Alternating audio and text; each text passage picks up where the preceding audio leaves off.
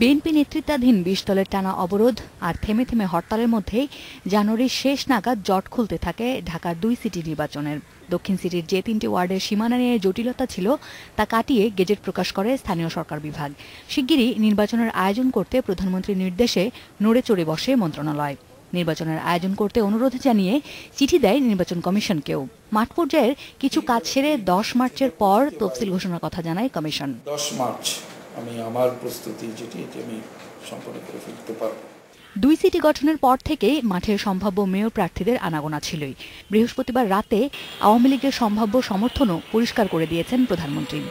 উত্তরে এফবিসিসিআইয়ের সাবেক সভাপতি ব্যবসায়ী আনিসুল হক ও দক্ষিণে ঢাকার সাবেক মেয়র মোহাম্মদ হানিফের ছেলে সাইদ খোকন। ২ সম্ভাব্য প্রার্থী মনে করেন সবার অংশগ্রহণ ছাড়া শেষ পর্যন্ত নির্বাচনের উদ্দেশ্য সফল হয় না। নির্দলীয় একটি চরিত্র রেখে বিএনপির পক্ষ থেকে বা সবার পক্ষ থেকে যদি সবাই আসেন তবে বেশি লোক ভোট দিতে আসবে এবং সঠিক প্রার্থীটি তারা বেছে নিতে পারবেন। প্রার্থী হিসাবে আমি চাই যে একটা